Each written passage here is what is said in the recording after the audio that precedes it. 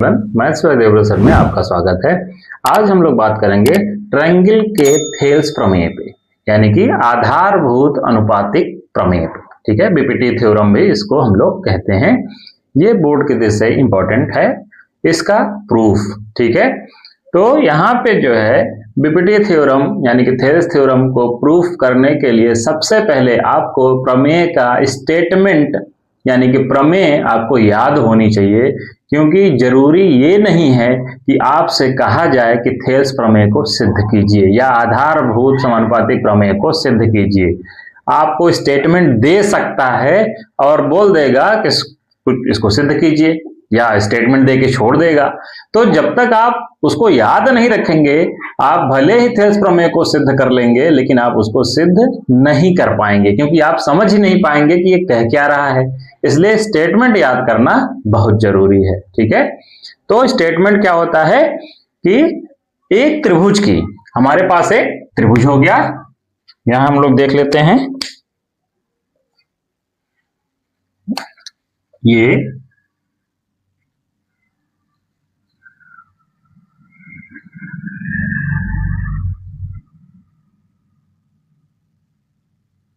हमारे पास एक त्रिभुज हो गया ए बी सी। इसमें कहा जा रहा है कि एक त्रिभुज, ठीक है, ये हमारे पास एक त्रिभुज हो गया, इसके एक भुजा के समांतर खींची गई रेखा। अब ये जरूरी नहीं है कि आप बीसी के समांतर खींचिए, आप एसी के समांतर खींचिए, या फिर आप जो है एबी के समांतर खींचिए। आप स्वतंत्र हैं, तीनों में से किसी एक भुजा के समांतर आप एक रेखा खींच सकते हैं। तो थेल्स प्रमेय हमारा क्या बनता है कि एक त्रिभुज के एक भुजा के समांतर खींची गई रेखा त्रिभुज के अन्य एक भुजा के समांतर आप खींच रहे हैं, तो अन्य दो भुजाओं को दो बिंदुओं पर प्रतिच्छेद करेगी। तो जिन दो बिंदुओं पर प्रतिच्छेद करती है वे बिंदु भुजाओं को समान अनुपात में विभाजित करते हैं। यही हमको सिद्ध करना है। ठीक है, तो मान लेते हैं हम लोग कि हमने एक समांतर रेखा खींच दी। ठीक है, समांतर रेखा खींच दी हमने, बीसी के समांतर खींच दी। ये हमने खींच दिया डी और ई, ये हमने खींच दिया। ठीक है, तो अब देखिए एक भुजा बीसी के समांतर हमने एक रेखा, एक सरल रेखा खींचा, जो कि अन्य दो भुजाएं क्या हैं, एबी और एसी। एबी और एसी को ये दो बिंदुओं पर प्रतिच्छेद करती हैं डी और ई पर क्रमशः। ठीक है, तो ये बिंदु डी और ई इन दोनों भुजाओं को समान अनुपात में विभाजित करेंगे, मतलब this by this is equal to this by this, ये कह रहा है। ठीक है, तो आपको प्रमेय याद होना चाहिए, तभी आप सवाल को पहचान पाएंगे। अगर ये कह दे थेल्स प्रमेय को लिखिए या सिद्ध कीजिए तो आसान हो जाएगा आपके लिए, लेकिन मैक्सिमम टाइम जहां तक हमने देखा है कि वो स्टेटमेंट लिख देता है, आपको समझना होता है। तो स्टेटमेंट आपको याद करना है, फिर उसके बाद ही कोई काम करना है। ठीक है, तो यहां पे आपको दिया क्या है उसकी पहले बात हम लोग करेंगे। ठीक है, तो यहां पे सबसे पहले हम लोग बात करेंगे किसकी, दिया है।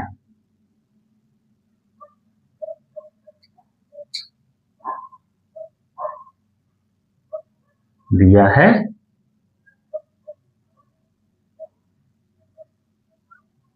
गिवन। जितना अच्छा आप लिखेंगे उतने मार्क्स आपको मिलेंगे कुल। ठीक है, ये हमारा 4 नंबर का क्वेश्चन है। ठीक है, तो आइए हम लोग देखते हैं। यहां पे क्या है हमारे पास, एक त्रिभुज एबीसी, एक त्रिभुज एबीसी में भुजा बीसी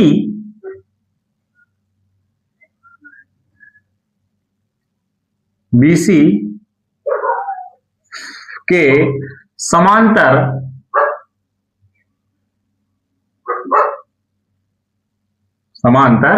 खींची गई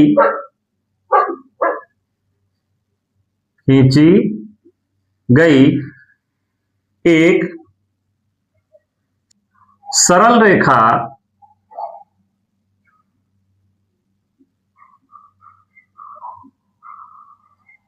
DE है, ठीक है, तथा DE या रेखा DE भुजाओं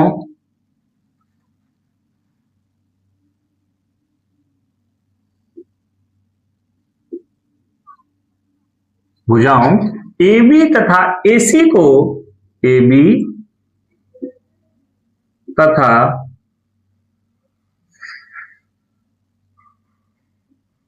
AC को क्रमशः मतलब क्रमानुसार बिंदुओं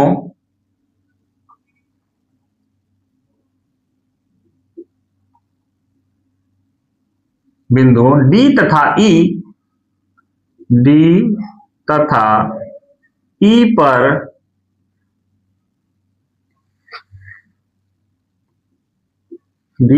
E पर प्रतिच्छेद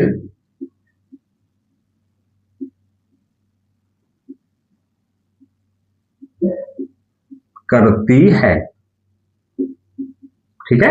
इतनी चीजें हमें दी हैं, ठीक है। तो सिद्ध का क्या करना है? सिद्ध करना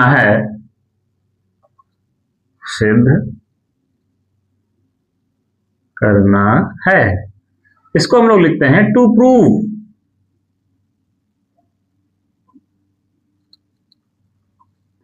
अब सिद्ध क्या करना है भैया? हमने आपको बताया समान अनुपात में विभाजित करते हैं। इसका क्या मतलब है कि AD by DB is equal to उधर से भी AE बाई EC। ये हमको क्या करना है? सिद्ध करना है, ठीक। अब इसके बाद हम लोग किसकी बात करेंगे? रचना की। इसमें कुछ रचना भी करना है, कंस्ट्रक्शन।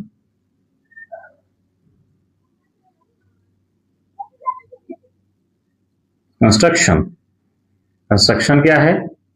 अब यहां पे देखिए हमें क्या करना है, D से हमें भुजा AC या कह सकते हैं AE पे एक लंब डालना है, ठीक है। तो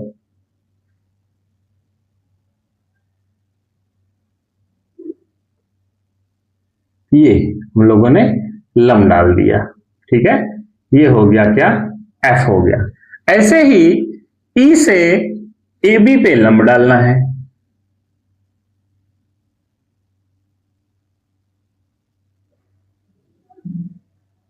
ये हमारा G हो गया।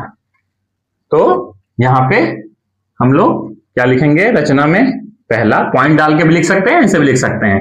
क्या लिखेंगे कि DF इज परपेंडिकुलर टू। अब देखिए DF हमारा लंब है, किस पे लंब है? AC या AE कुछ भी लिख सकते हैं आप। तो AC लिख देते हैं, AC तथा ये वाला EG ये लंब है, किस पे लंब है? AB पे।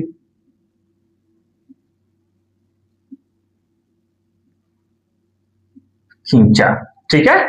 दूसरा कंस्ट्रक्शन में हम लोग क्या कर सकते हैं कि B से E और D से C को हम लोगों ने मिलाया।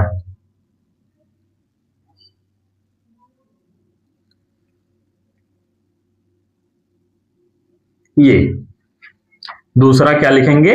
BE तथा CD को मिलाया, ठीक है। इसके बाद इतना लिखने के बाद हम लोग बात करेंगे उपपत्ति पे, ठीक है।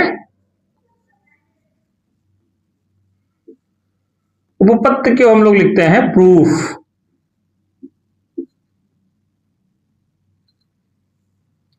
ठीक बात है। अब देखिए थेल्स प्रमेय को प्रूफ करने के लिए इसमें कुछ आवश्यक चीजें हैं जो हम पहले आपसे बात करेंगे, ठीक है। वो ये कि देखिए जैसे मान लीजिए, क्योंकि त्रिभुज का क्षेत्रफल क्या होता है? त्रिभुज का क्षेत्रफल उसी पे लगता है। ये त्रिभुज का क्षेत्रफल क्या होता है? 1/2 इंटू आधार इंटू ऊंचाई, बेस इंटू हाइट, ये होता है, ठीक है। अब जैसे मान लीजिए कोई त्रिभुज ऐसा है, तो आप तुरंत बता सकते हैं कि हमारे पास जैसे ये ए बी सी हुआ, तो आप तुरंत कह देंगे कि सर ए बी क्या है, बेस है, और बी सी क्या है, हमारे पास हाइट है। ठीक है, लेकिन अगर त्रिभुज ऐसा हुआ, ऐसा हुआ, तो हम लोग क्या करते हैं, बेस तो किसी को ले सकते हैं, इस बात को याद रखिएगा। जैसे हमारे पास क्या हुआ, ए बी सी, इसका अगर ऐसे निकालना हो 1/2 बेस इंटू हाइट से, तो यहां पे कौन सा बेस होगा और कौन सी ऊंचाई होगी। तो बेस देखिए, बेस के लिए आप स्वतंत्र हैं, किसी भी भुजा को आप ले सकते हैं, वो बेस बन जाएगा। आपका ए भी बेस हो सकता है, बीसी भी बेस हो सकता है, एसी भी बेस हो सकता है। अगर हम कहें कि हमारे पास बेस क्या है, बीसी है, ठीक है, बेस क्या है, ये है बीसी, तो हमें क्या करना होता है, ऊंचाई के लिए जिस भुजा को आप बेस कह रहे हैं, आधार कह रहे हैं, उसके जस्ट सामने वाले शीर्ष से उस भुजा पे आप क्या डालिए, लंब डालिए। तो बीसी के सामने कौन सा शीर्ष है, ए है, इससे आपको क्या करना होगा, लंब डालना होगा एडी। तो हमारे पास इंटू एडी और 1/2 कर देंगे, तो हमारा क्या आ जाएगा, क्षेत्रफल। ठीक है, यही अगर हमारे पास त्रिभुज तो यही रहे ए बी सी, लेकिन हम कहें कि आधार हमारा क्या है, एसी है, आधार क्या है, एसी है, तो ऊंचाई क्या होगी, अब एसी के सामने जो भी शीर्ष है उससे हमको इस पे क्या डालना होगा, लंब। तो यहां पे बीडी, ये हमारे पास क्या आ जाएगा, क्षेत्रफल आ जाएगा। तो आई थिंक आप समझ गए होंगे कि आधार हम किसी को ले सकते हैं, बस शर्त यह है कि आधार जिसको भी ले रहे हैं उसके सामने वाले सिर से उस भुजा पे हमें क्या डालनी होगी, लंब डालनी होगी। एक बात तो ये हो गई।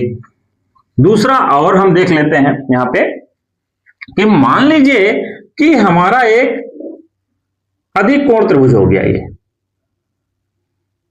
ऐसा एक त्रिभुज हो गया जो कि अधिक कोण है। ठीक है, ए बी सी, ये हमारे पास एक त्रिभुज हो गया। अब यहां पे हम कह रहे हैं कि इसका क्षेत्रफल निकालिए, इससे 1/2 इंटू आधार इंटू ऊंचाई से। तो हम कहते हैं कि 1/2 तो हो गया, आधार हमने अभी आपको बताया कि आप स्वतंत्र हैं, तीनों भुजाओं में से किसी एक को आप आधार मान सकते हैं। तो हमने कहा कि ए बी क्या हो गया, हमारा आधार हो गया। अब ऊंचाई के लिए हमने क्या बताया अभी आपको कि सामने वाली जिस भुजा को आप ले रहे हैं उसके सामने वाले शीर्ष से या उन दोनों शीर्षों को छोड़ के जो तीसरा बचे उससे सामने वाली भुजा पे आप क्या डालिए, लंब डालिए। ठीक है, तो इन दोनों को हम छोड़ देंगे तो सामने क्या बचा, शीर्ष क्या बचा, सी। तो सी से हमें ए बी पे क्या डालना होगा, लंब डालना होगा। अब ध्यान इस बात का रखिए कि यहां बीच में आप कहीं भी मिलाएंगे तो कभी भी लंब नहीं होगा। तो हमें क्या करना होगा, ए बी को बढ़ाना होगा और यहां पे तब लंब डालना होगा। ये ए डी, ये डी हो गया, ये आ गया सी डी। ठीक है, जरूरी नहीं है कि लंब हमारा इसके अंदर हो, त्रिभुज के नहीं हो पा रहा है, अधिक कोण त्रिभुज है तो जाहिर सी बात है उसका लंब कहां जाएगा, बाहर जाएगा। ठीक है, तो एक बात ये इंपॉर्टेंट थी। दूसरी इसमें एक और इंपॉर्टेंट चीज लगेगी थेल्स प्रमेय को प्रूव करने के लिए, वो जानना जरूरी है। क्या वो दूसरी चीज क्या है कि मान लीजिए हमारे पास दो समांतर रेखाएं, हमारे पास क्या है, दो समांतर रेखाएं हैं। यहां पे हम लोगों ने क्या किया कि एक बेस ले लिया, एक बेस ले लिया हम लोगों ने ए बी, ए बी हम लोगों ने क्या ले लिया, बेस ले लिया। अब ए बी को बेस लेते हुए हम लोगों ने एक क्या बना दिया, त्रिभुज बना दिया। ठीक है, दो समांतर रेखाओं के बीच एक बेस को हमने ले लिया, थोड़ा सा डिस्टेंस ले लिया, ए बी कह दिया और उसके बीच हमने एक त्रिभुज बना दिया।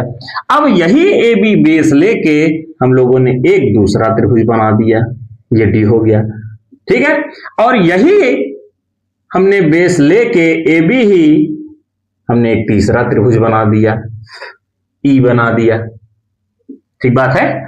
तो यहां पे क्या है कि जितने भी त्रिभुज हैं, यानी कि क्षेत्रफल किसका, क्षेत्रफल त्रिभुज A C D, A B C, A B C is equal to क्षेत्रफल किसका, त्रिभुज A B D. Is equal to क्षेत्रफल किसका, त्रिभुज ए बी ई।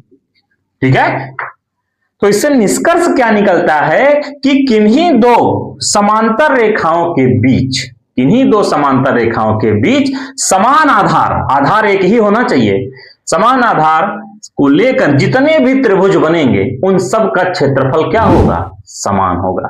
यानी कि एक ही आधार तथा दो समांतर रेखाओं के बीच बने त्रिभुजों का क्षेत्रफल क्या होता है, समान होता है। समझ गए क्या हमने कहा, फिर से सुन लीजिए कि एक ही आधार, आधार एक होना चाहिए, एक ही आधार तथा दो समांतर रेखाओं के बीच बनने वाले समस्त त्रिभुज जितने भी बनेंगे, ठीक है, इनफाइनाइट त्रिभुज बन सकते हैं, इसमें जरूरी नहीं है कि 2 3 4 होंगे, जितने मन चाहे आप उतने बना सकते हैं, अनंत बना सकते हैं, तो उन सभी का क्षेत्रफल क्या होगा, समान होगा। ठीक है, तो बस इन्हीं दोनों चीजों का हमें इस्तेमाल करना है।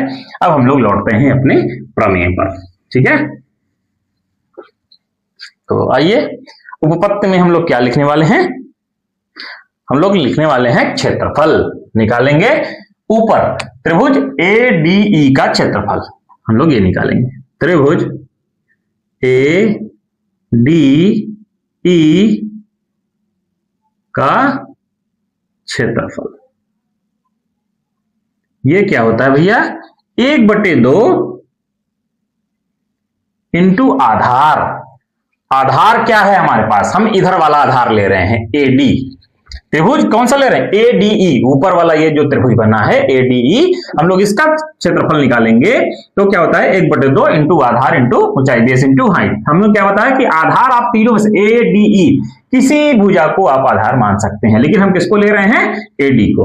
तो हम लोग जैसे ही एडी को क्या ले लिया, आधार ले लिया, तो ऊंचाई क्या होगी, अभी हमने आपको बताया कि अगर आप इसको आधार ले रहे हैं, इसके सामने वाले सिर से लंब डालिए, वही ऊंचाई होगी। तो क्या है, जीई है ना, या ईजी लिख सकते हैं आप, ये ई और जी, हमारे पास ये समीकरण क्या हो गया, 1 हो गया। ऐसे ही अब हम लोग इस वाले तरफ इधर बढ़ेंगे, हम लोग क्या लेंगे, त्रिभुज बीडीई का क्षेत्रफल निकालेंगे, त्रिभुज बीडीई का क्षेत्रफल, ये भी कितना हो जाएगा, 1/2 इंटू आधार, आधार हम किसको ले रहे हैं, डीबी को। अब भैया ऊंचाई क्या होगी, अब यहां पे बीडीई में ये एक अधिक कोण त्रिभुज है, हमने क्या लिया, आधार लिया डीबी या बीडी लिया, तो ऊंचाई क्या होगी, इसको छोड़कर सामने वाला शीर्ष जो है उससे लंब होना चाहिए, तो लंब आप यहां नहीं डाल पाएंगे, तो लंब कहां जाएगा, वहीं जाएगा। ठीक है, तो इस भुजा को हमने क्या कर दिया, बढ़ा दिए, जैसे अभी बताया था, इसको बढ़ा के जो लंब हुआ तो इसका भी लंब क्या होगा, ऊंचाई क्या होगी, जीई या ईजी। ये हमारा क्या हो गया, समीकरण 2। अब हम लोग क्या करेंगे, समीकरण 1 को समीकरण 2 से भाग दे देंगे। ठीक है, समीकरण 1 को समीकरण 2 से भाग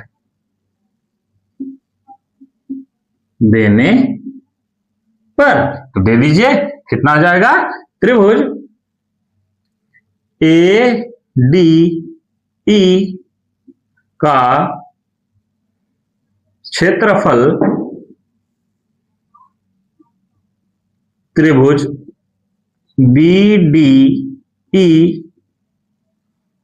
का क्षेत्रफल इज इक्वल टू, राइट वाला भी लिख लीजिए, 1/2 into A D into E G by 1/2 into D B into E G. अब यहां पे देखिए क्या हो जाएगा हमारे पास कि ये जो है 1/2 से 1/2 कैंसिल हो जाएगा, ईजी से ईजी कैंसिल हो जाएगा। ठीक है, तो हमारे पास जो बचेगा उसको हम लोग लिख लेंगे। इसका मतलब ये आ गया हमारे पास त्रिभुज एडीई का क्षेत्रफल बाई त्रिभुज बीडीई का क्षेत्रफल, ये कितना आ गया, एडी बाई डीबी। ये हमारे पास हो गया समीकरण 3।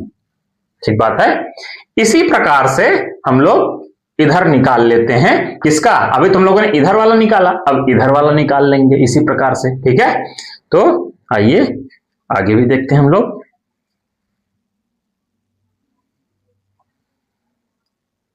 तो पुनः हम लोग निकालेंगे त्रिभुज एडी का क्षेत्रफल। तो त्रिभुज एडीई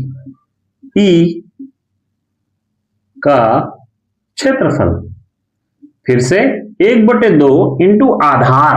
अभी तक आधार हमने क्या लिया था, एडी लिया है, अब क्या लेंगे, एई लेंगे। ठीक है, तो एई और फिर वही बात आती है कि ऊंचाई क्या होगी। तो ऊंचाई क्या होगी, सामने वाली भुजा से शीर्ष से जो भी लंब होगा तो क्या होगा, डीएफ होगा। ठीक है, तो क्या हो जाएगा, डी और एफ। ये हमारे पास समीकरण 3 बन चुका था, इसको हम लोग समीकरण 4 बना देते हैं। ठीक है, फिर से हम लोग किसका लेंगे, सी डी ई का। यहां किसका लिए थे, बी डी ई का, तो यहां क्या लेंगे, सी डी ई का, इधर वाला ही लेंगे। त्रिभुज सी डी ई का क्षेत्रफल, बहुत ही इंपॉर्टेंट प्रमेय है ये, अच्छे से सीखिएगा, समय देके अंत तक बने रहेंगे तभी आप समझ पाएंगे। ठीक है, तो यहां पे बेस जो होगा वो हमारा क्या होगा, ईसी होगा, आधार क्या होगा, ईसी होगा।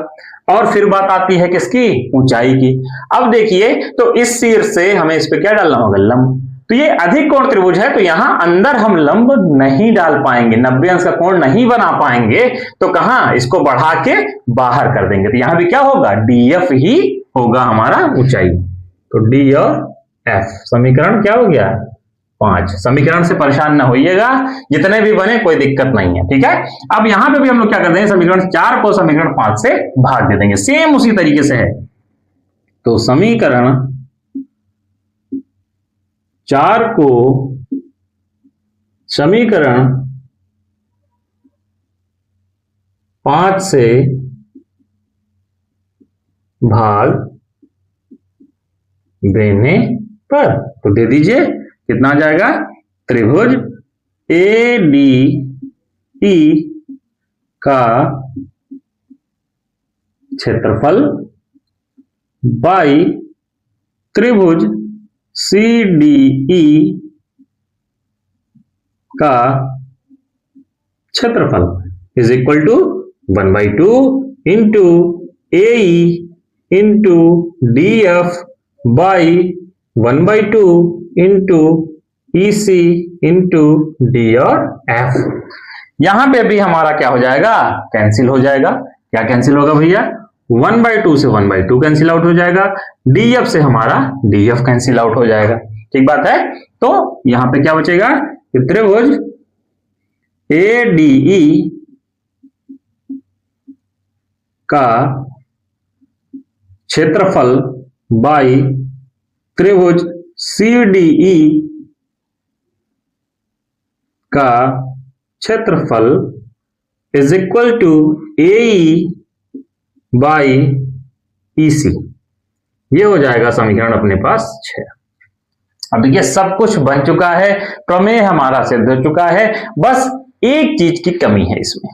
ठीक है, अब यहां पे देखिए, इन दोनों चीजों को अगर हम कंपैरिजन करें तो यहां पे क्या है, एडीई है, यहां भी एडीई है, यहां पे कितना है, बीडीई है, और यहां पे कितना है, सीडीई है। तो अब यहां पे देखिए, हमारे पास दो समांतर रेखाएं हैं। कौन कौन सी, हमने यहां पे दिखा एक समांतर खींचा है। ठीक है, क्या, डीई पैरेलल टू बीसी है। ठीक है, तो यहां पे हम लोग लिखेंगे एक ही आधार,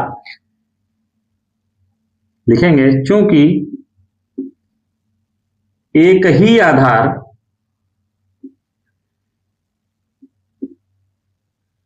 एक आधार कौन कौन सा है, डीई है। एक आधार क्या है, डीई, एक ही आधार डीई तथा दो समांतर रेखाओं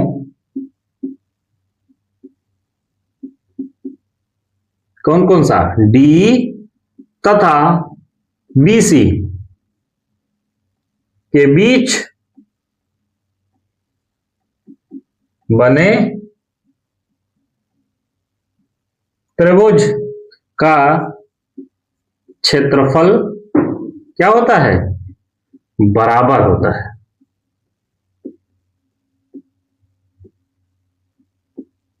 इसलिए हमारा क्या हो जाएगा कि त्रिभुज कौन सा, BDE और त्रिभुज CDE का क्षेत्रफल क्या होगा, बराबर होगा। त्रिभुज BDE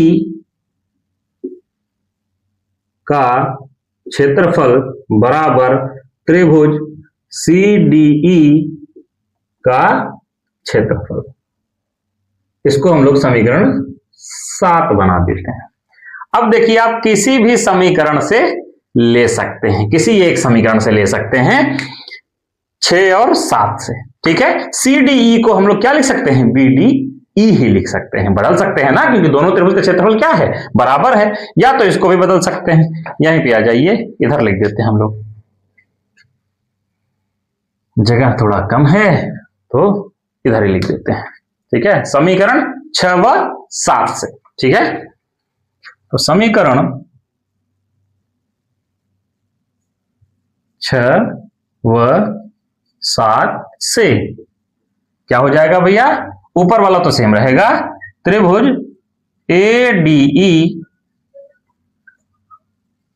का क्षेत्रफल बटे यहां पे कितना लिखा हुआ है, CDE को हम लोग क्या लिख सकते हैं, BDE। यहां लिख देंगे कि त्रिभुज BDE का क्षेत्रफल, ठीक है, और राइट वाला तो वही रहेगा, AE बाई EC। समीकरण ये कितना हो गया, 7 बना था, इसको हम लोगों ने क्या बना दिया, 8 बना दिया, ठीक है। अब यहां पे देखिए कि समीकरण 3 व 8 से, समीकरण 3 व 8 से लेफ्ट हैंड साइड दोनों का क्या है, बराबर है। अगर लेफ्ट बराबर है तो राइट भी क्या होगा, बराबर होगा, ठीक है। तो समीकरण 3 व 8 से क्या हो जाएगा भैया कि AD by DB is equal to AE by EC, ठीक बात है। तो ये हमारा प्रमेय सिद्ध हुआ।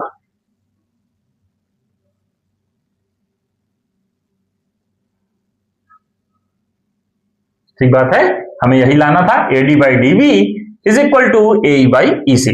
अब देखिए, इस प्रमेय में 2 उप प्रमेय हैं, ये सिद्ध करने को दे दिया तो ठीक है, कभी कभी आपको बोल देता है कि आप क्या सिद्ध करिए, AD बाई AB टोटल और AE बाई AC, ठीक है। या उल्टा भी कर सकता है, इसका रेसिप्रोकल भी, या कह सकता है आपसे कि AB बाई DB और AC बाई EC, आप ये भी सिद्ध करिए। तो 2 उप प्रमेय हैं, तो इसको भी हम लोग बता देते हैं। तो आप वीडियो को पॉज करिए, इसको अच्छे से देखिए, 1 बार 2 बार इसको देखिए, अच्छे से समझिए, और हाँ, स्टेटमेंट जरूर याद करिएगा, बिना स्टेटमेंट के आप समझ नहीं पाएंगे कि क्या कह रहा है। और प्रमेय बहुत ही आसान है, ठीक है। आइए हम लोग देखते हैं इसका उपप्रमेय क्या है। तो थेल्स प्रमेय से हमें क्या मिला, AD by DB is equal to AE by EC, ये मिला। लोगों ने त्रिभुज मिटा दिया, AD बाई DB ऐसे ही देख लेते हैं, is equal to AE by EC, ठीक है। तो यहां पे क्या करेंगे कि दोनों पक्षों में हम लोग क्या कर देंगे, 1 जोड़ देंगे, दोनों पक्षों में 1 जोड़ने पर जोड़ दीजिए, क्या हो जाएगा, AD by DB plus 1 is equal to AE by EC plus 1। यहां पे एलसीएम DB हो जाएगा, यह जाएगा आपका AD plus DB by DB is equal to AE plus EC by EC। थोड़ा सा फिगर फिर से बना लेते हैं हम लोग, ये था हमारे पास, ये ऐसा ए बी सी डी ई था। अब यहां पे देखिए AD plus DB, AD plus DB, जब इसको हम लोग जोड़ेंगे तो क्या मिल जाएगा, AB मिल जाएगा। ये आ जाएगा हमारे पास AB by DB is equal to, और AE plus EC, AE plus EC क्या हो जाएगा, AC हो जाएगा, AC बाई EC। ऐसा भी लिख सकते हैं और इसका हम लोग रेसिप्रोकल भी ले सकते हैं, मतलब इसको उल्टा भी कर सकते हैं। तो यहीं पे हम लोग छोड़ देंगे इसको, ठीक है। उप प्रमेय 2 पे बात कर लेते हैं हम लोग, वो क्या है, साथ ही साथ वो भी हो जाए। बाकी थेल्स प्रमेय केवल सिद्ध करने को आपसे कहे तो केवल वहीं तक था, यहीं तक था, इसके अलावा कुछ नहीं करना है। जब बोलेगा कि ये सिद्ध करिए तब आगे का काम करेंगे आप, ठीक है। तो आइए, थेल्स प्रमेय क्या थी हमारे पास, थेल्स प्रमेय थी कि AD by DB is equal to AE by EC। यहां पे हम लोग क्या कर देंगे, इसका रेसिप्रोकल कर देंगे, ठीक है, विलोमानुपात ले लेंगे, इसको उल्टा कर देंगे। ये कितना हो जाएगा, DB by AD is equal to, यहां भी EC बाई AE। यहां पे भी हम लोग दोनों पक्षों में एक जोड़ देंगे, ठीक है, दोनों पक्षों में एक जोड़ने पर, जोड़ दीजिए भैया, ये कितना हो जाएगा, DB by AD plus 1 is equal to EC by AE plus 1। जोड़ दीजिए, एलसीएम ले लीजिए, DB plus AD by AD is equal to EC plus AE by AE, ठीक है। अब यहां पे देखिए DB plus AD, DB plus AD मिलकर क्या हो जाएगा, ये AB हो जाएगा, AB by AD is equal to, यहां पे भी देखिए इसको जोड़ेंगे EC और AE को, तो ये हमें क्या मिल जाएगा, AC मिल जाएगा, ये AC बाई AE। अब फिर से हम लोग क्या ले लेंगे, विलोमानुपात ले लेंगे। जब फिर से लेंगे तो ये पलट जाएगा, फिर से क्या हो जाएगा, ये दिस इंप्लॉइज, ये आ जाएगा AD by AB is equal to AE by AC। ये हमको मिल गया, ठीक है। तो समझ गए आप। अगर आपसे कह रहा है कि AD by DB AE by EC, तो वो क्या है, हमारा थेल्स प्रमेय है, या आधारभूत समानुपातिक प्रमेय, जिसको हम लोग बीपीटी प्रमेय भी कहते हैं, बीपीटी थ्योरम भी कहते हैं, ठीक है। या आपसे कहे कि AD by AB AD by AB AE by AC, तो भी आप कर सकते हैं।